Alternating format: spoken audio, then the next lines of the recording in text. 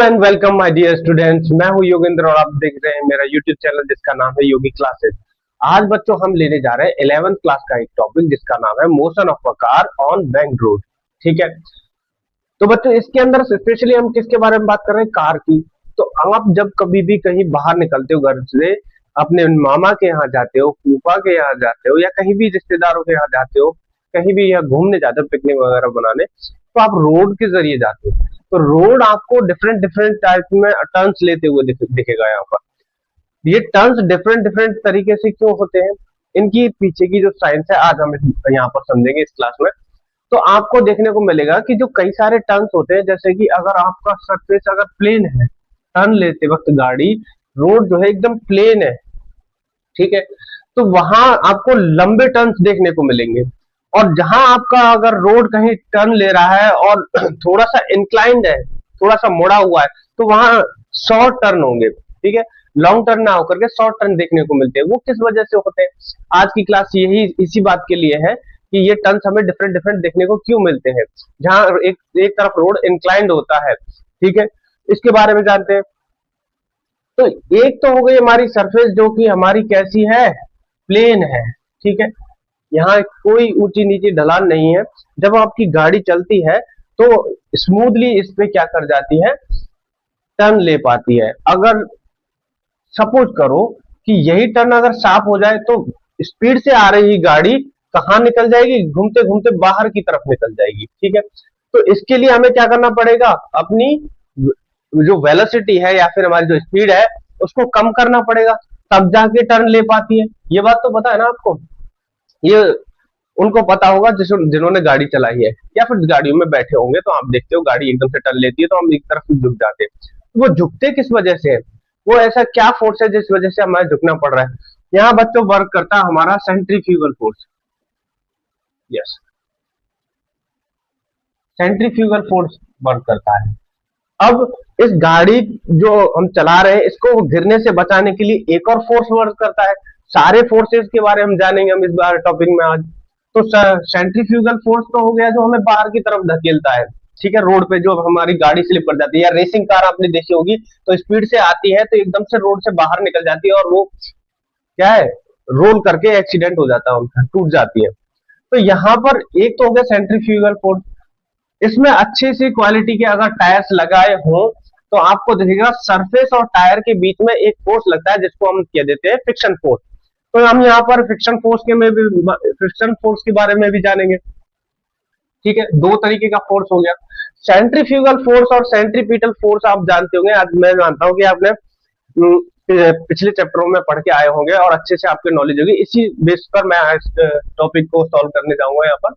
अगर आपको सेंट्रीपिटल और सेंट्रीफ्यूगल फोर्स के बारे में अगर कोई भी डाउट है तो एक शॉर्ट वीडियो मैंने बनाया हुआ है, इन डिस्क्रिप्शन में मैं डाल दूंगा, आप लिंक पर जाकर के क्लिक करके देख सकते हैं।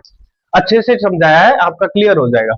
तो सेंट्रीफ्यूगल फोर्स क्या है? सेंटर के बाहर की तरफ जो फोर्स वर्क करता है, या सूडो फोर्स को कह देते हैं, फेक फोर्स कह देते हैं उसको, वही सेंट्रीफ्यूगल फोर्स होता है। इसकी वैल्यू आती है mv²/r।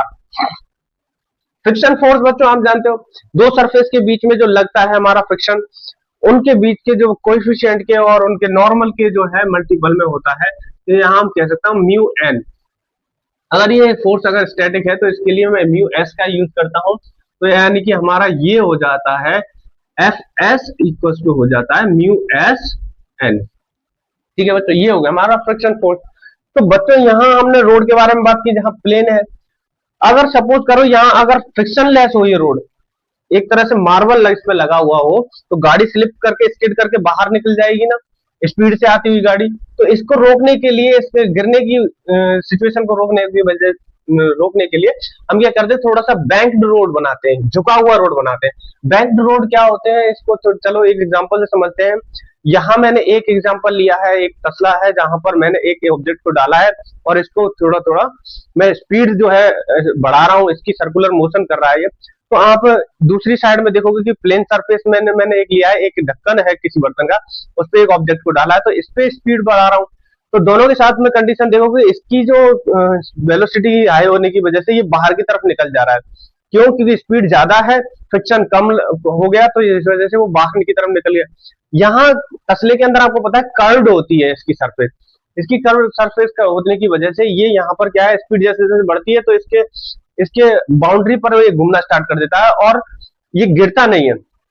तो आप देख रहे हो स्पीड बढ़ रही है तो रेडियस भी बढ़ रहा है। जैसे जैसे मैं इसकी स्पीड कम करता हूँ तो रेडियस भी कम होकर के वो छोटे से सर्कल में घूमना स्टार्ट कर देता है। ठीक है, ये बात समझ आई।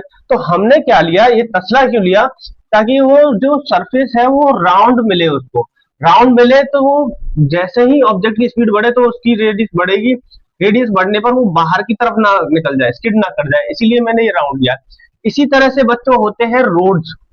रोड्स में एक साइड क्या है, इसकी बैंक बनाई जाती है इस तरह से। ठीक है, और बैंक बनाने की वजह से कोई भी गाड़ी जो है हमारी इजीली टर्न ले पाती है बिना स्किड किए। ठीक है, इस तरह से कुछ रोड देखने को मिलेंगे आपको हाईवेज पर। ठीक है, तो यहां हम देखते हैं कि रोड जो होते हैं वो बैंक क्यों होते हैं।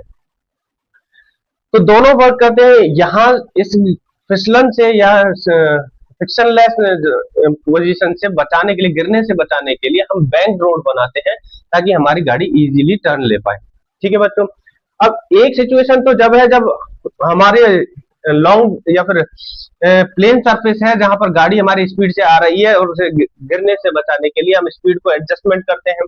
यहाँ हमारी स्पीड अगर हम एडजस्ट ना करें, सॉरी स्पीड एडजस्ट करते हैं, यहाँ पर क्या करते हैं, यहाँ पर हमारा जो फ्रिक्शन है रोड का वो बिल्कुल नहीं है। यहाँ हमने फ्रिक्शन मान के चलते हैं कि फ्रिक्शन है, फिर भी यहाँ टर्न शार्प होने की वजह से गाड़ी बाहर जाती है तो इसको स्पीड कम करके हम इसको नॉर्मली टर्न ले पाते हैं। अब स्पीड को यहाँ पर कौन रोकेगा, यहाँ गिरने से कौन रोकेगा, इसको रोकेगा हमारा ये कर्व्ड, यानी कि ये बैंक्ड जो ये हमारा रोड है ये गिरने से रोकता है फ्रिक्शन लेस जगह पर। तो यहाँ क्या हमें कितना एंगल हमें लेना पड़ेगा जिससे कि हमारी गाड़ी गिरे नहीं। ठीक है, तो इसके बारे में जानेंगे। एक दो कंडीशन हो गई, एक प्लेन सरफेस, एक फ्रिक्शनलेस सरफेस जो कि बैंक्ड है। अब एक और तीसरी कंडीशन समझेंगे हम यहाँ पर, जहां की सरफेस हमारी क्या होगी, बैंक्ड होगी और फ्रिक्शन के साथ भी होगी, और तब हमारी गाड़ी कैसे इसमें मूव करेगी। इस तीनों कंडीशनों को आज हम समझेंगे बोर्ड पर। ठीक है, अभी के लिए मैं इसको रब कर देता हूं। ठीक है, ठीक है बच्चों, ये आपका सेंट्रीफ्यूगल और फ्रिक्शन फोर्स जो है अच्छे से होना चाहिए। ठीक है, ये दोनों की वैल्यू आपको मैंने बताती है। क्या क्या कंडीशन डिपेंड करती है जब कोई गाड़ी टर्न अगर लेती है, तो मैं यहाँ पर तीनों सिचुएशंस को समझाने जाऊंगा यहाँ पर। ठीक है, अब हो गया है हमारा रोड बोर्ड क्लीन। तो अब यहाँ पर देखते हैं कि अगर कोई रोड है इस तरह से, ठीक है, अब इसमें क्या है, फ्रिक्शन है, फ्रिक्शन जो है प्रेजेंट है।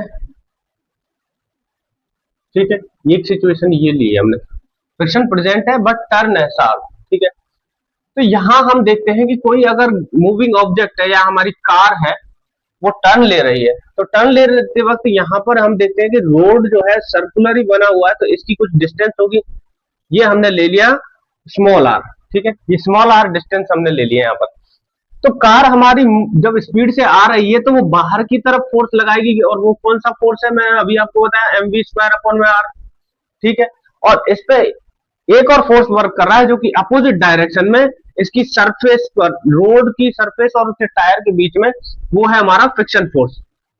ठीक है, फ्रिक्शन फोर्स उसको गिरने से रोक जाए, भाई तू उधर मत जा, मैं बैलेंस करके हम दोनों एडजस्ट होकर के इस रोड को क्रॉस कर लेंगे सर्कुलरली। ठीक, सब अब सर्कुलर मोशन कर रही है तो यहाँ पर ये दोनों फोर्स एक दूसरे को बैलेंस करने की कोशिश करते हैं। अगर सपोज करो एफएस की वैल्यू यानी फ्रिक्शन की वैल्यू से, लिमिटिंग फ्रिक्शन जो होता है उससे वैल्यू अगर वेलोसिटी की ज्यादा हो जाती है, वेलोसिटी अगर हम बढ़ा दें तो ये गाड़ी उधर जाकर के जंप कर जाएगी, स्किड कर बाहर निकल जाएगी।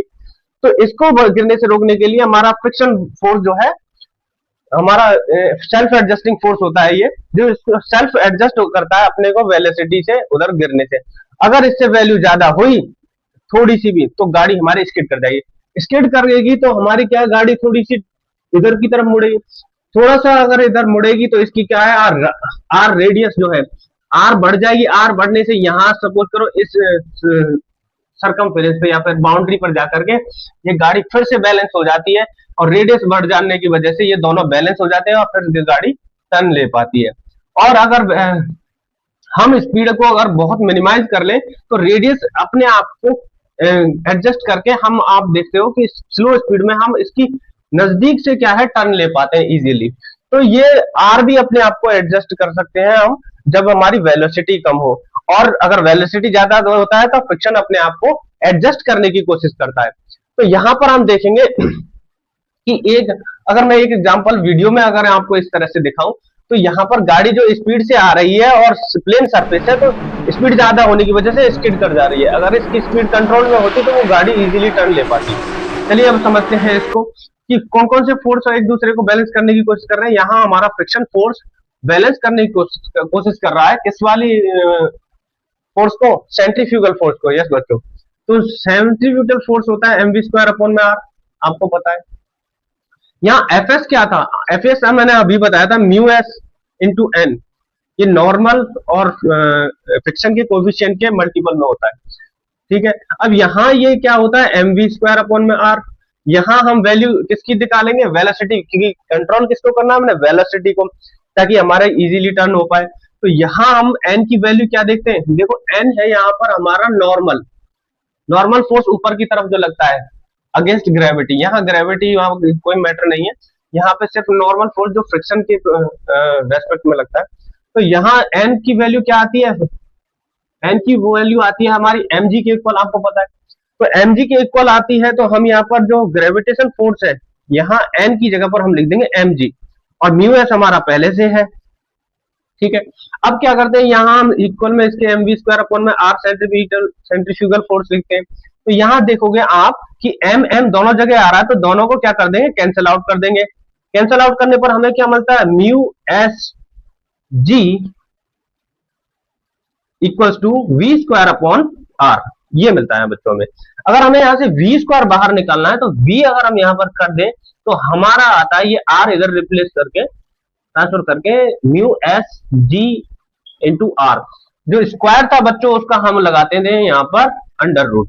तो ये वैल्यू हमारी निकल के आती है फाइनल। जब अगर हमारी वेलोसिटी कम या ज्यादा करनी होती है तो हमें इसके इक्वल रखना पड़ता है, ठीक है।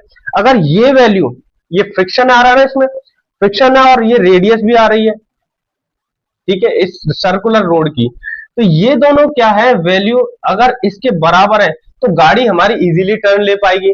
अगर सपोज करो ये वेलोसिटी अगर ज्यादा हो जाती है तो गाड़ी उधर की तरफ जंप कर जाएगी, और जंप कर जाएगी तो इसको इससे रोकने के लिए रेडियस जो है अपने आप को एडजस्ट करती है, गाड़ी इधर थोड़ा सा सरक के अपने आप को फिर से टर्न लेने की कोशिश करेगी। अगर उससे भी थोड़ा और एक्स्ट्रा अगर वेलोसिटी लगती है तो गाड़ी बाहर निकल जाएगी, एक्सीडेंट हो जाएगा, आपको पता है।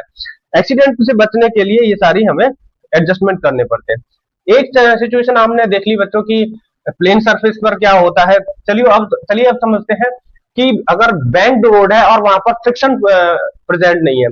यहाँ पर तो क्या था? फ्रिक्शन प्रेजेंट था, ठीक है। मैं अभी इस बोर्ड को रब करता हूं यहाँ से, और फिर बाद में हम समझते हैं बैंक रोड क्या होता है।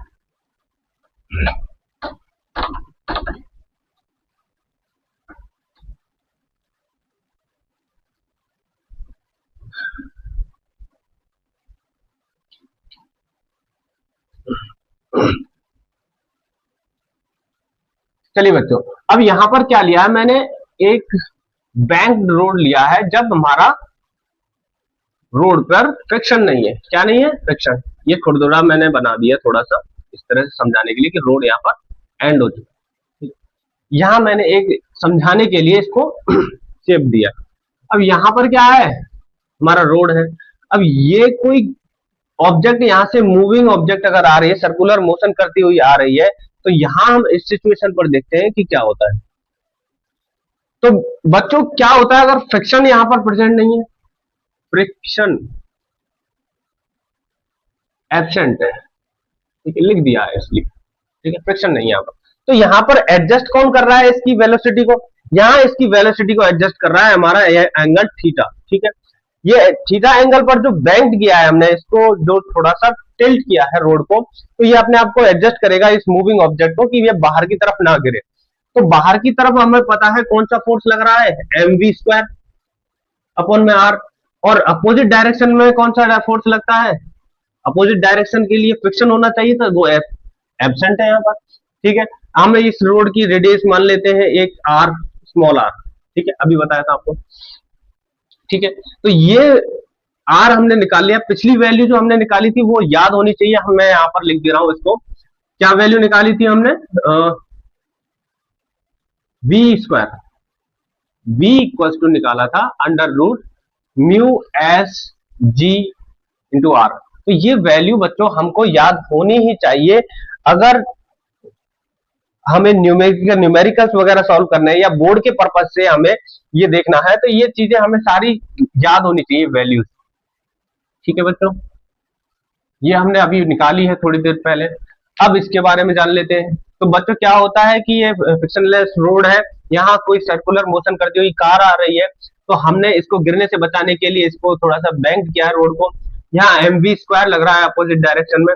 यहाँ बच्चों देखोगे तो ये ऑब्जेक्ट जो है या फिर हमारी कार है थोड़ी सी झुकी हुई होती है, तो इसका नॉर्मल बदल जाएगा ना, यहाँ से ये ऊपर की तरफ एन, नीचे को इसके अपोजिट फोर्स है हमारा कौन सा? एमजी। ये तो पता है ना आपको, नीचे की तरफ कौन सा फोर्स वर्क करता है? एमजी। ऊपर की तरफ कौन सा है? Normal force. एमवी स्क्वायर लग रहा है। अब देखो बच्चों यहाँ पर मैं दो कंपोनेंट लूंगा यहाँ पर, एक तो मैं लूंगा यहाँ पर हॉरिजेंटल कंपोनेंट और एक लूंगा यहाँ पर वर्टिकल कंपोनेंट, ठीक है। ये हॉरिजेंटल, ये वर्टिकल, ठीक है, हॉरिजॉन्टल वर्टिकल कंपोनेंट लूंगा। तो कहां से लूंगा मैं? ये मैं लूंगा नॉर्मल और सॉरी नॉर्मल के बीच में। तो मैंने यहाँ क्या किया, मैंने ये सरफेस है, सरफेस पर ये नॉर्मल कैसा एंगल बनाता है? परपेंडिकुलर, परपेंडिकुलर बनाता है। तो मैं यहाँ से क्या करता हूँ, एक लाइन ड्रॉ करता हूँ वर्टिकल, ठीक है। तो ये नॉर्मल को रिप्रेजेंट करेगी और ये एंगल बनाएगी थीटा, ठीक है। थीटा मान लिया है, तो ये कौन सा हो गया? 90 माइनस थीटा, ठीक है, 90 माइनस थीटा हो गया। तो ये कौन सा एंगल है हमारा? 90 माइनस थीटा, ये भी हो जाएगा। तो यहां मैं एक वर्ट हॉरिजॉन्टल कंपोनेंट बनाया इस साइड में, इस डायरेक्शन में। आपको पता है नॉर्मल के और इसके बीच में जो वर्टिकल कंपोनेंट के थीटा एंगल बनाया, तो ये थीटा की तरफ हमारा कौन सा होता है? N cos theta. हमेशा थीटा की तरफ वाला एंगल कौन सा होता है? कंपोनेंट कौन सा होता है? N cos theta. इसके अपोजिट में होता है हमारा N sine theta, again N sine theta, ठीक है। ये कंपोनेंट आपको समझ में आए। अब देखो, अब इसको बैलेंस करने की कोशिश करेंगे। ये अब इसको बैलेंस कौन करेगा? ये एन साइन थीटा। और ये नॉर्म एन कॉस थीटा को कौन बैलेंस करने की कोशिश करेगा? M G. तो यहाँ हमें कुछ वैल्यूज आएंगी, हम इनको यहाँ पर लिख लेते हैं। तो क्या क्या कौन कौन से फोर्स बैलेंस कर रहे हैं? तो सबसे पहले ले लेते हैं एम वी स्क्वायर, यानी सेंट्रीफ्यूगल फोर्स को बैलेंस कर रहा है यहाँ पर N sine theta, sorry N sine theta. ये वाला फोर्स इस वाले फोर्स को बैलेंस करने की कोशिश कर रहा है। अब इसको मैंने क्या किया, इसको इक्वेशन 1 कह दिया।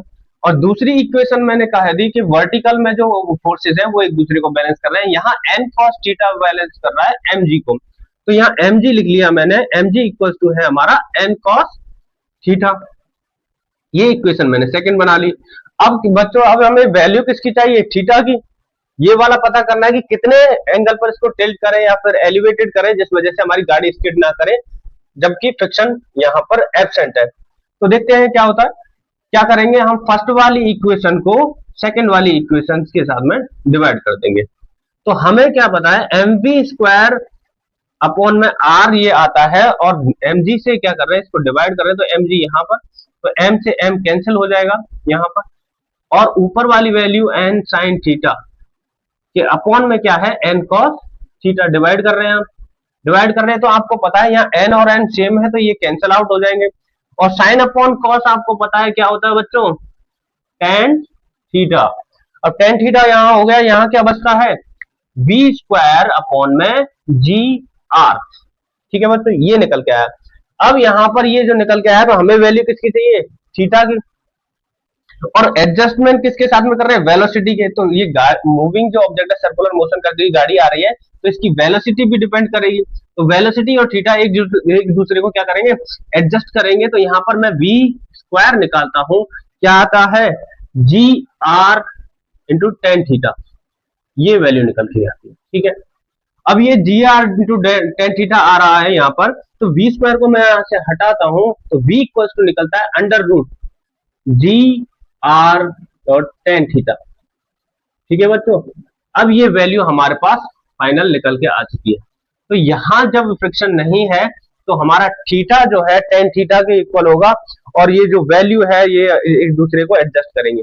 वेलोसिटी बढ़ेगी तो इसको एडजस्ट करने की कोशिश करेगा हमारा थीटा, तो इस थीटा एडजस्ट करेगा कि गाड़ी स्किड ना करे।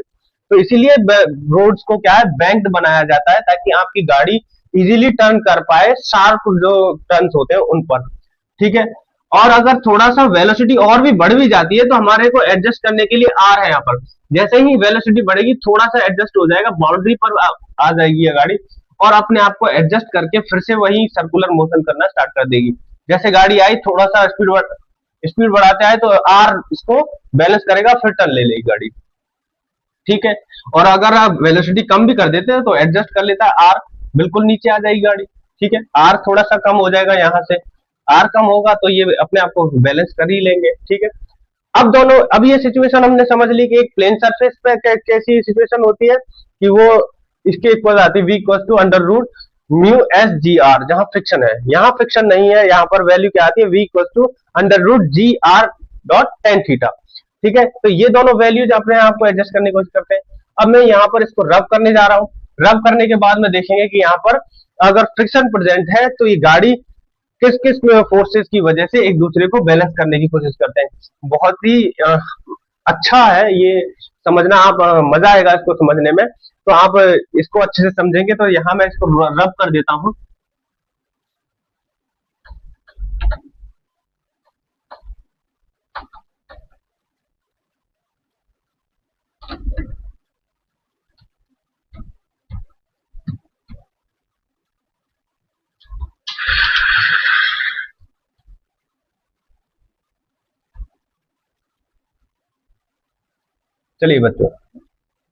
चलिए बच्चों अब मैंने रब कर दिया है। यहाँ पर मैं इसकी वैल्यू जो निकल के आई थी मैं इसको एक तरफ लिख देता हूँ। v इक्वल टू क्या है निकल के हमारा अंडर रूट, यस म्यू नहीं था क्योंकि एब्सेंट था, तो क्या था जी आर। यहाँ बैलेंस कौन कर रहा था एक दूसरे को, टेन थीटा, ठीक है बच्चों। ये आपको समझ में आया। तो मैंने क्या किया, इसको बंद कर दिया बॉक्स में, ठीक है। ये इंपोर्टेंट हमारे रिजल्ट निकल के आए हैं, ये याद होने चाहिए फॉर्मूले, ठीक है। और ये मैं आपको जैसा कि बता चुका हूँ न्यूमेरिकल्स काफी सारे सॉल्व करेंगे। हो सकता है मैं अगली वीडियो इनके ऊपर न्यूमेरिकल्स लेकर के आऊं, तो आप इस वीडियो को ज्यादा से ज्यादा शेयर किए ताकि मैं इसको और भी आगे प्रमोट कर सकूं, आगे बढ़ा सकूं ताकि, ठीक है। अब हम समझते हैं सिचुएशन अलग, जब हमारा रोड क्या है, बैंक भी है और उसके अंदर फ्रिक्शन भी प्रेजेंट है, ठीक है। तो एक दूसरे को सारी फोर्सेस जो है बैलेंस करने की कोशिश करेंगे। बहुत ही निकल रहा है, कोशिश करेंगी, मैं भी खुद परेशान हो गई, कोशिश करेंगी। आप नहीं बोर हुए, है ना। चलिए अब ये रोड मैंने बनाया है जो कि थोड़ा सा बैंक्ड है, ठीक है। अब बैंक्ड है, यहाँ पर हमारी कार जो चल करके आ रही है, हम सिचुएशन देखते हैं कि यहाँ पर आ चुकी है हमारी कार, ठीक है। अब कार यहाँ पर आ चुकी है तो इसकी हमने अभी थोड़ी देर पहले बताया था कि इसकी कुछ क्या होती है, रेडियस होती है आर रेडियस, एक पर्टिकुलर पॉइंट से। तो आर रेडियस पर हमारी गाड़ी मूव कर रही है। इस पर क्या है, स्पीड होने की वजह से एक फोर्स वर्क कर रहा है जो बाहर की तरफ ढकेल रहा है। वो कौन सा फोर्स है हमारा, अभी अभी बताया है, एम वी स्क्वायर अपॉन में आर, ठीक है बच्चों। एम वी स्क्वायर अपॉन में आर, ये सेंट्रीफ्यूगल फोर्स जो है बाहर की तरफ धकेलने की कोशिश कर रहा है। अब यहाँ पर एक बच्चों हमें इसे धकेलने से बचाने के लिए कौन सा फोर्स वर्क कर रहा है, फ्रिक्शन फोर्स। और फ्रिक्शन फोर्स कहाँ है, सरफेस के इधर अंदर की साइड में, इनसाइड टुवर्ड्स द सेंटर। ये हमें बचाने की कोशिश कर रहा है स्किड करने से। वेलोसिटी अगर ज्यादा ही होगी तो ये थोड़ा सा अपने आप को एडजस्ट कर जाएगा और बाहर की तरफ शिफ्ट हो जाएगा, और गिरने से और अगर बचाने के लिए, और अगर थोड़ा सा और स्पीड बढ़ाई जाए तो ये गाड़ी गिर जाएगी बच्चों। और गिरने की वजह से आपको पता है हड्डी वड्डी टूट जाती है, हाथ पैर टूट जाते हैं, ठीक है। तो यहाँ पर क्या करते हैं, अब इसको एडजस्ट करने की कोशिश करेंगे। तो यहाँ पर सारे फोर्सेस को, ये फ्रिक्शन हो गया हमारा। तो यहाँ हमारा देखो एक और क्या है, ये फ्रिक्शन के साथ में हमारा नॉर्मल आता है। नॉर्मल इस सरफेस के कैसा होगा, परपेंडिकुलर, तो ये भी थोड़ा सा झुका हुआ होता है। इसके अपोजिट में एक फोर्स वर्क करता है हमारा एम जी, ये भी हम लिख लेते हैं, ठीक है। तो यहाँ हमारा हो गया नॉर्मल, ठीक है। अब ये सारी कुछ फोर्सेस हमारी यहाँ आ चुकी हैं। तो बच्चों क्या करते हैं, अब हम इनके लेंगे हॉरिजॉन्टल और वर्टिकल कंपोनेंट्स, ठीक है। अब इस सेंटर से हम क्या ले रहे हैं, और जो वर्टिकल कंपोनेंट है वो सीधे तरीके से हम यहाँ एम जी के इसके सीधे निकाल देते हैं इस तरह, ठीक है। और ये जो हमारा ये कंपोनेंट है वर्टिकल, किसके साथ थीटा बना रहा है, किसके साथ बना रहा है, ये हमारा नॉर्मल के साथ थीटा एंगल बना रहा है, ठीक है। अब ये थीटा हो गया, ये 90 माइनस थीटा हो गया। तो यहाँ जो ये वर्टिकल कंपोनेंट बनाता है थीटा के रेस्पेक्ट में, तो इसको हम क्या कह देते हैं, एन कॉस थीटा, ठीक है। पता है ना आपको, एन कॉस थीटा ले रहे हैं। इसका वर्टिकल कंपोनेंट क्या हो जाता है इस डायरेक्शन में, एन साइन थीटा, ठीक है। ये बच्चों आपको अच्छे से समझ में आ गया। इसी डायरेक्शन में, हॉरिजॉन्टल डायरेक्शन में, हॉरिजॉन्टल की तरफ तो क्या है, एन साइन थीटा हमारा ले लेते हैं इस डायरेक्शन में बच्चों। तो आप क्या देख रहे हो कि थीटा एंगल लिया है यहाँ पर। तो एक और चीज है जो यहाँ पर एंगल जो है एक दूसरे के क्या लग रहे हैं, हम यहाँ पर देखते हैं इसको गिरने से बचाने के लिए एक और वर्क करता है थीटा एंगल। यहाँ थीटा हमने जो इसको टिल्ट किया है, अभी यहाँ पर ये रिजल्ट निकाला था, इसको बचाने से, गिरने से बचाने के लिए थीटा जो है हम ऊपर नीचे करते हैं, तो ये थीटा यहाँ आ जाता है। आपको पता है ये हॉरिजॉन्टल कंपोनेंट और ये रोड की सरफेस, जहां हमने एलिवेटेड के नीचे की जो बेस है, ये बेस और ये हॉरिजॉन्टल कंपोनेंट एक दूसरे के पैरेलल है, पैरेलल और ये ट्रांसवर्स लाइन हो गई। और इन दोनों के बीच में जो अल्टरनेट एंगल होते हैं वो थीटा इक्वल होते हैं, मैं कह सकता हूं। तो थीटा किसके लिए आया है, ये आया हमारा फ्रिक्शन वाले के साथ में, ठीक है। फ्रिक्शन का जो ये हमारा ये एंगल है इसके साथ में, ठीक है, इसके रेस्पेक्ट में देख रहे हैं हम। तो यहाँ पर जो थीटा है वो किसके साथ में लग रहा है, ऊपर वाली है हॉरिजॉन्टल लाइन पे, ठीक है। तो ये इसकी तरफ शिफ्ट हो रहा है, तो यहाँ पर एफ एस हमारा हॉरिजॉन्टल कंपोनेंट के साथ में थीटा के रेस्पेक्ट में ये हमारा बनाता है एफ एस कॉस थीटा, ठीक है बच्चों। वर्टिकल कंपोनेंट और इस नॉर्मल के वर्टिकल और हॉरिजॉन्टल कंपोनेंट कौन से हुए, N cos theta and N sine theta. अब हमारा फ्रिक्शन के जो वर्टिकल एंड हॉरिजॉन्टल कंपोनेंट निकाल रहे हैं यहाँ पर, क्योंकि ये एक दूसरे को फोर्स बैलेंस करने की कोशिश कर रहे हैं, तो यहाँ पर हॉरिजॉन्टल कंपोनेंट निकाला हमने एफ एस कॉस थीटा, इसका अपोजिट साइन थीटा बनेगा, तो ये नीचे की तरफ डाउनवर्ड डायरेक्शन में इसी में निकल जाएगा, इसी डायरेक्शन में, एम जी की डायरेक्शन में। तो ये क्या होगा हमारा F s sine theta, small सा बना लेता हूं, नहीं तो एक जैसे डबल एस लगेगा, साइन थीटा, ठीक है बच्चों। तो ये एफ एस साइन थीटा हो गया हमारा। अब क्या करते हैं, ये दोनों फोर्सेस जो है एक दूसरे को बैलेंस कर रहे हैं, ये वर्टिकल एंड हॉरिजॉन्टल कंपोनेंट के ये जो फोर्सेस है एक दूसरे को बैलेंस करने की कोशिश कर रहे हैं, ठीक है बच्चों। अब इसके अंदर आते हैं हम रिजल्ट पर, ये सारी फोर्सेस जो एक दूसरे को क्या कर रहे हैं, बैलेंस कर रहे हैं, उनको सबको लिख लेते हैं आप। तो पहले, सबसे पहले मैं लिख लेता हूं हॉरिजॉन्टल कंपोनेंट, हॉरिजॉन्टल जो फोर्सेस हैं वो एक दूसरे को बैलेंस करने की कोशिश कर रहे हैं, ठीक है, हॉरिजॉन्टल। अब हॉरिजॉन्टल में क्या है, हमने किस कौन कौन से देखे थे हॉरिजॉन्टल में, ये कंपोनेंट थे, ठीक है। तो यहाँ इसको कौन बैलेंस कर रहा है, सेंट्रीफ्यूगल फोर्स, सेंट्रीफ्यूगल फोर्स जो बैलेंस करने की कोशिश कर रहा है, तो हम इसको इक्वल लिख लेंगे। तो क्या लिखेंगे हम, यहाँ लिख लेते हैं हम एन साइन थीटा,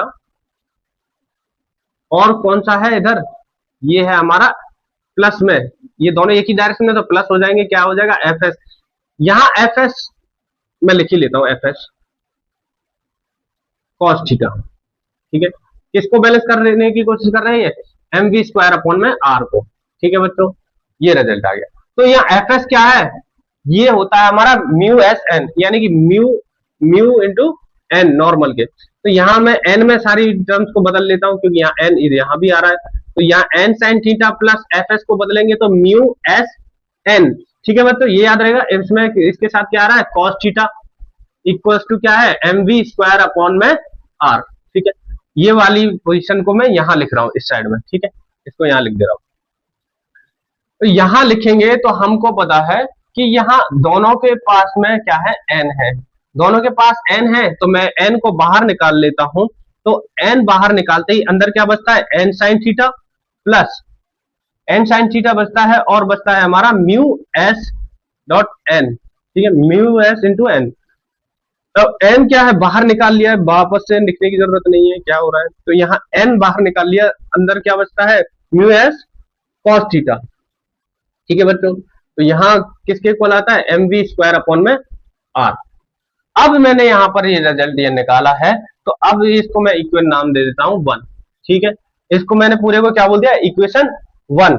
अब मैं क्या करता हूं, यहाँ पर वर्टिकल कंपोनेंट जो है, वर्टिकल जो फोर्सेस है उनको इक्वल करेंगे, क्योंकि यहाँ पर ये एक दूसरे को बैलेंस करने की कोशिश करते हैं। तो लिखते हैं क्या आता है, वर्टिकल कंपोनेंट। ठीक है, वर्टिकल कंपोनेंट में यहाँ पर हम देखेंगे तो कौन कौन से फोर्स इक्वल बैलेंस करने की कोशिश कर रहे हैं, ये mg और ये एफ एस साइन थीटा, ये एक दूसरे को क्या करने की कोशिश कर रहे हैं, बैलेंस करने की कोशिश कर रहे हैं। तो बैलेंस करने की कोशिश कर रहे हैं, तो ये दोनों एक ही डायरेक्शन में, तो क्या हो जाएंगे, ये प्लस हो जाएंगे। ठीक है, यहाँ mg plus F s sine theta, ठीक है, ये इक्वल हो जाएगा किसके, एफ एस साइन थीटा किसके इक्वल हो जाएगा, ये एन कॉस थीटा के, एन कॉस थीटा के इक्वल हो जाएगा। ठीक है, यहां हमने ऊपर की इक्वेशन देखी कि ये दोनों एक साइड में है, तो इनको भी एक साइड में कर लेते हैं। तो mg जो एक साइड में हो जाएगा, तो यहां पर मैं mg को इधर लिख दे रहा हूं, जो पहले से ही यहीं पर है, इसको शिफ्ट करना है बस। तो पहले इस तरफ कौन सा है, एन कॉस थीटा। ठीक है, ये उधर जाकर जंप करके हो जाएगा, तो माइनस में बदल जाएगा और एफ एस साइन थीटा हो जाएगा। ठीक है बच्चों, ये एफ एस साइन थीटा हो गया। अब यहाँ पर एफ एस की वैल्यू क्या थी, म्यू एस साइन थीटा, तो एन एन क्या हो जाएगा, N cos theta minus F S की जगह पर mu S dot N sine theta, ये हो जाएगा हमारा इक्वल टू किसके, एम जी के। अब एम जी के इक्वल हो गया नॉर्मल, ये एन को मैं बाहर निकाल लेता हूं, N cos theta minus mu S, N तो बाहर चला ही गया तो साइन थीटा। ठीक है, और क्या बचता है इधर, एम जी। ठीक है, यहां पर मैंने एक इसको नाम दे दिया इक्वेशन सेकंड। ठीक है बच्चों, अब यहां पर ये सारी वैल्यूज मैं यहां से यहां तक लेकर के आ चुका हूं, जहां मैंने फर्स्ट इक्वेशन निकाली और सेकंड इक्वेशन निकाली। फर्स्ट इक्वेशन हमारी ये रही और सेकंड इक्वेशन ये रही। अब क्या करते हैं, इन दोनों का डिवाइड कर देते हैं एक दूसरे में। ठीक है, मैं इधर की तरफ लिख रहा हूं, स्पेस कम है बच्चों, तो यहां पर मैं लिख रहा हूं, तो दोनों को अगर मैं लिखता हूं तो ये हमारा क्या आता है आपको, अगर मैं क्या करता हूँ, फर्स्ट डिवाइडेड बाय सेकंड करता हूं, तो ये वैल्यू आती है हमारी N sine theta plus mu S cos theta equals to किसके आ रही है, अरे बोला करो यार, बोलने वाला। ठीक है, M B square upon R. ठीक है, अब ये किसके डिवाइड कर रहे हैं, इक्वेशन सेकंड से। ठीक है, इक्वेशन सेकंड के साथ में इसका क्या कर रहे हैं, डिवाइड कर रहे हैं। क्या बढ़िया, देखो ठीक है, डिवाइड करते हैं। चलो, तो ये नीचे क्या है, एन बाहर निकाल लिया, cos theta minus mu S sine theta, ये हमारा निकल के आया। ठीक है, तो यहां हमारा ये डिवाइड हो रहा है। ठीक है, डिवाइड हो रहा है, इसको इक्वल में सीधा मैं लिख देता हूं, इस ऊपर वाला तो क्या आया था, एम वी स्क्वायर अपॉन में आर, और इसका जो एम जी है मैं यहाँ पर लिख देता रहा हूँ, डिवाइड कर रहे हैं तो यहाँ पर लिख दिया। ठीक है, एम कैंसिल हो जाएगा, मास का वैसे भी इसमें कोई काम नहीं है, तो एम कैंसिल हो गया, यहाँ पर क्या बचा, वी स्क्वायर अपॉन में R G, V square upon R G. और यहां बच्चों क्या है, ये एन से एन कैंसिल हो गया। तो एक सिचुएशन देखो कि यहां पर अगर ये एन से एन कैंसिल हो गया, तो ये वाली टर्म्स बहुत लेंथी हो जाएगा, साइन का भी थीटा निकालना पड़ेगा, कॉस की थीटा निकालना पड़ेगा, तो लेंथी हो जाएगा। तो इसको हम यहाँ से साइन थीटा कॉस थीटा को यहाँ से हटाने के लिए हम क्या करते हैं, यहाँ मैं इसको, आपको पता है ना, एन कैंसिल कर दिया यहाँ पर, चलो मैं इसको इधर से रब कर देता हूँ। अगर आप नोट डाउन करते हो तो इसको पहले ही नोट करके रख लेना, और मैं इसको हटा देता हूँ यहाँ से, ताकि मैं ये आगे वाली सिचुएशन इधर लिख सकूं। ठीक है, हो गया। अब मैं यहां से इसको हटा रहा हूं थोड़ी देर के लिए। ठीक है,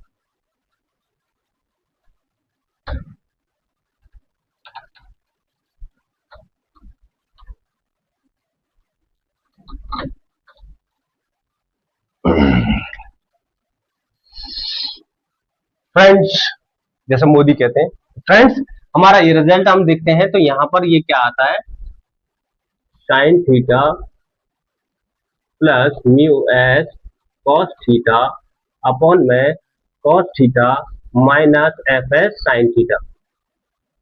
नीचे छोटा बन जा रहे साइन थीटा, ठीक है, ये बन गया, ये रिजल्ट हमारा आ गया। अब हमें साइन थीटा और कॉस थीटा यहां से हटाना है, क्या करें, क्या कर सकते हैं बताओ। हाँ, इसको हम क्या करेंगे, ऊपर वाली टर्म्स को कॉस से डिवाइड कर देंगे और नीचे वाली कॉस से डिवाइड कर देते हैं।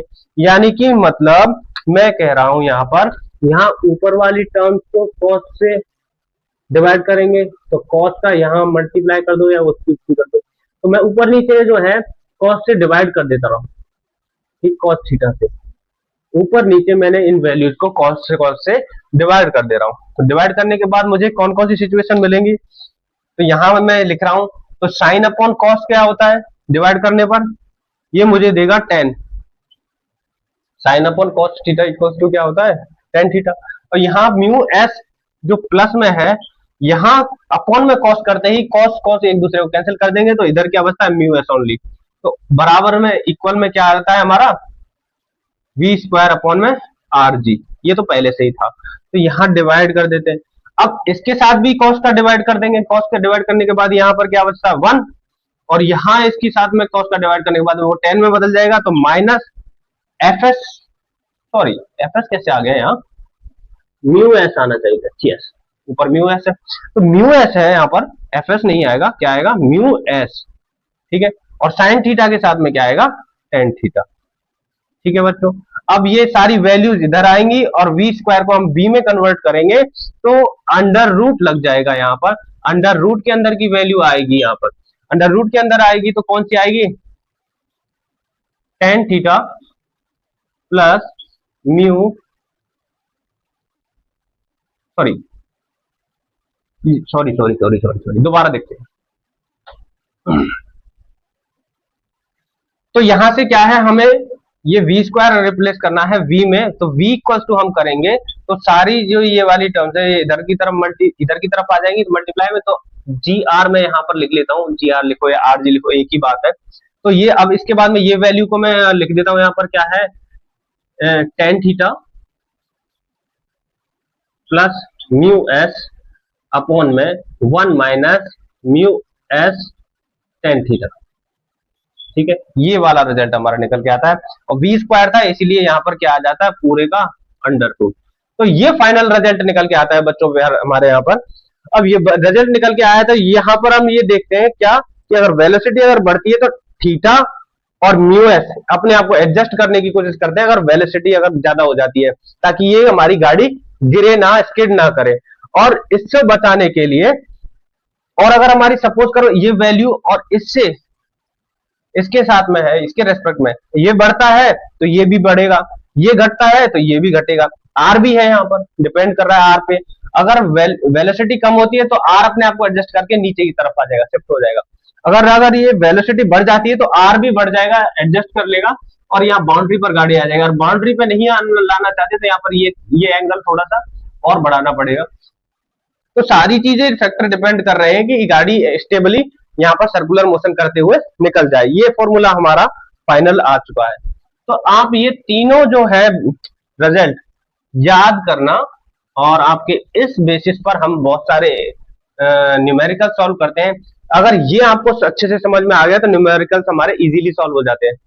तो ठीक है बच्चों, आई होप ये आपको बहुत ही क्लीन तरीके से समझ में आया होगा, कोई डाउट नहीं रहा होगा, मैंने कोशिश भी की है कोई डाउट ना रहे इसके अंदर, कोई भी अगर दिक्कत आती है तो आप कमेंट सेक्शन में बता सकते हैं, और इसी तरह से कोई अदर टॉपिक में अगर आपका डाउट है तो प्लीज कमेंट सेक्शन में मेंशन करें।